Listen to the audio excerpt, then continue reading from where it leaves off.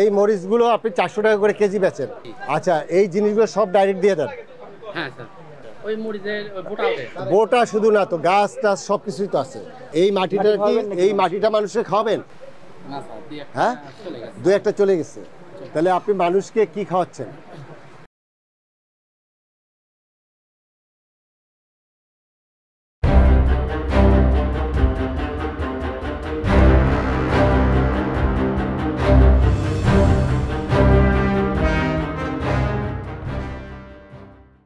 এই জিরা কোরবানির আগে কত ছিল?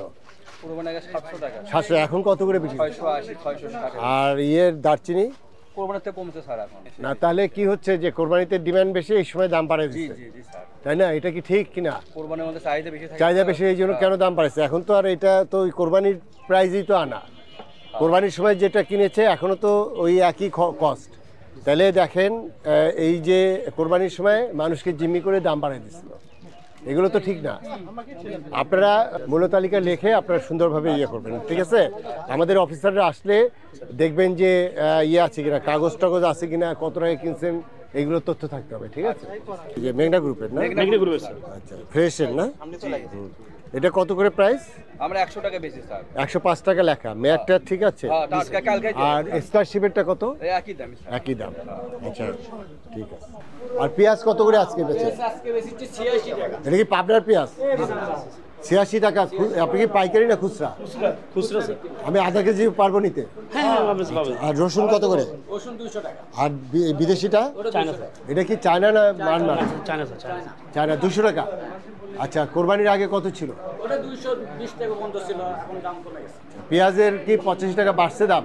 পেঁয়াজ দাম একটু বাড়ছে, পেঁয়াজ দাম বাড়ছে স্যার। ঠিক আছে। এটার মধ্যে কি? এটার মধ্যে আচ্ছা, এখন আপনারা নিজেরাই ভাঙেন। কত করে কেজি বেচেন? হলুদ কত করে গুঁড়া? গুঁড়া বেশি আমরা 300 টাকা কেজি। আর মরিচের গুঁড়া? মরিচের গুঁড়া বেশি আমরা 400 টাকা কেজি। 400 টাকা কেজি। এই জিনিসগুলো, এগুলো কি বিল্ডিং এর রং করতে লাগে না কিসের জন্য লাগে? হলুদ রে। হলুদ কি করে, বিল্ডিং এর রং না করে? না না, খাতে লাগে। হ্যাঁ, খাতে লাগে। খাতি লাগে। তাই খাতি লাগে, এটা আপনি ফ্লোরে রাখছেন কেন? ফ্লোরে কেন রাখা? এখানে আপনার কর্মচারীরা ওইদিকে যাচ্ছে, হাঁটাচলা করছে না, ঠিক আছে। ফ্লোরে রাখছেন কেন?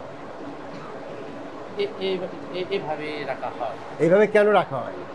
এটা কি খাবার জিনিস না? জি স্যার। আচ্ছা, এখানে যারা আসে এরা কি ওখানে হাত পা সব ধুয়ে টুয়ে আসে নাকি? আসে আবার আসে না স্যার। আপনার যারা এখানে কি আসে না, তাহলে এইভাবে কেন রাখছেন? সমস্যা? এভাবে তার যেমন দেখেন সবাই জুতা বাজায়, আমি তো এভাবে ঢুকতে দেই না আমি।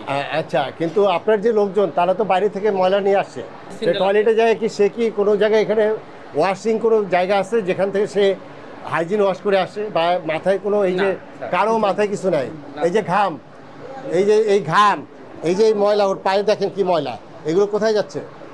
এই ময়লা, এই ঘাম কোথায় পড়তেছে? কোথায় পড়তেছে? এইভাবে করা যাবে না।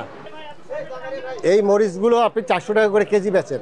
না, এটা 380। আচ্ছা, এই জিনিসগুলো সব ডাইরেক্ট দিয়ে দেন? হ্যাঁ স্যার। এই যে মরিচের মধ্যে কি কি আছে দেখেন? ওই মরিচের বোটা ওঠে। বোটা শুধু না তো, গাছ টাছ সব কিছুই তো আছে। এই ধুলা বালু সব, এই যে ওই দুই একটা মাটি। হ্যাঁ, আচ্ছা, এই মাটিটা কি, এই মাটিটা মানুষকে খাওয়াবেন? না স্যার, দুই একটা হ্যাঁ, চলে গেছে। দু একটা চলে গেছে। তাহলে আপনি মানুষকে কি খাওয়াচ্ছেন? তাহলে এই মাটি সহ হলুদ ভাঙতেছেন, আর এই দেখেন এই মরিচের মধ্যে কি আছে দেখেন। এটা করা যাবে না। আমাদের লোক আবার আসবে 2 দিন পরে এসে চেক করবে, এই জিনিসগুলো ঠিকঠাক করে এই করে। আপনি প্রয়োজনে আপনি 20 টাকা বেশি দাম নেন, কিন্তু জিনিসটা আপনি প্রসেসিং করতে হবে। হ্যাঁ, প্রসেসিং করে দিতে হবে, কারণ এটা মানুষের খাবার জন্য যাচ্ছে, এবং এই কারণে এগুলো দিয়ে মানুষের মধ্যে রোগ বালাই এগুলো বৃদ্ধি হচ্ছে। বুঝতে পেরেছেন? এগুলোর তো কোনোটাই বিএসটাই করে না, এটা তো ম্যান্ডেটরি আইটেম। আপনি কি জানেন যে এইখানে আপনার বিভিন্ন কোম্পানির যে চানাচুর বেচে প্যাকেটে, সেখানে বিএসটি আর ইয়া লাগে? না, আমি সেটা জানি না। জানেন না? আচ্ছা, কোনোদিন শোনেনও না? জিএসটি লাইসেন্স থাকে প্যাকেটে লেখা আছে, আপনার কে দিয়ে যায়? আমাদেরকে কারখানা থেকে দিয়ে দেয়। কারখানার সেই নাম্বার আছে না? নাম্বার দেন। আচ্ছা, আমি ভোক্তা অধিকারের মহাপরিচালক শফিকুজ্জামান বলছি। মোহাম্মদ বেলাল হোসেনের দোকানে দেখলাম যে আপনাদের কোম্পানির চানাচুর এখানে বাজারজাত করছেন, রায়হান কোম্পানির, তাই না? আপনি যে এই জিনিসটা যে বানাচ্ছেন, আপনার কি বিএসটির সার্টিফিকেট করা আছে? বিএসটির অনুমোদন নিচ্ছেন? আবেদন করছেন? আচ্ছা, আপনি কি অনুমতি পান নাই? তাহলে এটা বাজারজাত করছেন কেমনে? এই যে বাজারে বিক্রি করতেছেন, এইটার মধ্যে কি আপনি চানাচুরের মধ্যে কি বিষ মিশাচ্ছেন না কি মিশাচ্ছেন সেটা আমরা কিভাবে বুঝবো? এখন এই যে যারা যে কোম্পানিগুলো আপনার এই বিএসটাই করছে, তারা ডেট দেখছে, আপনার এখানে তো ডেটও লেখা নাই, বিএসটাই কিছু না, আপনি কি এটা বাজারজাত করতে পারেন? আপনাকে আমি 2 দিন সময় দিলাম, এই সমস্ত মার্কেট থেকে এই পণ্য উদ্ধার করবেন। আর আপনাদের ওখানে আমাদের লোক যাবে, নিরাপদ খাদ্য কর্তৃপক্ষ, বিএসটাই এবং ভোক্তা অধিকার যেয়ে আপনাদের ওই ফ্যাক্টরি সিলগালা করে দিবে। মিষ্টি কুমড়া কি ফালি নাকি কেজি? কেজি হিসাবে বিক্রি হয়। কেজি কত? কেজি বেচতেছি আমি 20 টাকা। 20 টাকা? আচ্ছা, তুমি এইগুলো পিস হিসাবে কিনছো না কেজি হিসাবে কিনছো? কেজি হিসাবে মন করে কিনছি। মন কত? মন কিনছে আপনার ওই ধরেন 14 টাকা কেনা, গাড়ি ভরা আছে নৌকাত কেনা, এগুলো দিয়ে আমার ঘরে কেজি বুঝি 2 টাকা 2.5 টাকা যদি থাকে, এই আমাদের আল্লাহ। লেবু কত আপনার? লেবু কত? লেবু কত? লেবু 1 টাকা। হ্যাঁ, 1 টাকা পিস। ডজন কত? ডজন 12 টাকা। 12 টাকা ডজন। আর 100 কত? 100 নিলে আপনার ওই 80 টাকা। 80 টাকা নেবেন। ভিন্ডি আপনার 20 টাকা। 20 টাকা আর কেজি। তরি? কাকুর বেশ 40 টাকা। আর পেঁপে? পেঁপে হচ্ছে আপনার 35 টাকা। আচ্ছা, আপনারা যে এই যে 20 টাকায় বেচেন, এটা কিনছেন কত টাকায়? এটা কিনছে আপনার 16 টাকা কেজি। আর যিনি এটা উৎপাদন করছে কৃষক কয় টাকা পাইছে? 16 টাকা কেজি। আমরা আজকে বগুড়ার রাজাবাজার সরেজমিনের পরিদর্শনে আসলাম। আমাদের সাথে এখানে জেলা প্রশাসনের এডিএম সাহেব আছে, আমাদের ভোক্তা অধিকারের কর্মকর্তা আছে, আমাদের ভোক্তা অধিকারের ডাইরেক্টর সাহেব আছেন এবং আমাদের এখানে বাজার কমিটির প্রেসিডেন্ট সেক্রেটারি সাহেব আছেন। তো আমরা বাজারটা মোটামুটি ঘুরে দেখলাম। প্রথমত যে জিনিসটা মশলার বাজার, এবং আপনারা জানেন যে কোরবানির আগে আপনার বিভিন্ন অজুহাতে বিভিন্ন গরম মশলার দাম বাড়িয়ে দিয়েছিল। এই একই গরম মশলা এখন কিন্তু সবাই দাম কমিয়ে দিয়েছে, এবং এখন কিন্তু ডলারের যে কথা তারা বলতো, অজুহাত দেখাতো, এখন কিন্তু ডলারের দাম কমে নাই। কিন্তু সেই আগে যে কোরবানির আগে যে মশলার যে খরচ, সেই একই খরচ কিন্তু আমাদের যারা ইম্পোর্টার তাদের, কিন্তু তারা এখন কিন্তু দাম কমিয়ে গেছে। তাহলে বোঝা যাচ্ছে কি যে কেউ এই মশলার বাজার অস্থির করেছিল। কারণ হলো যে আমাদের নতুন ইম্পোর্টও হয়নি, সেই আগের মশলাই কিন্তু এখন তারা কম দামে বিক্রি করছে।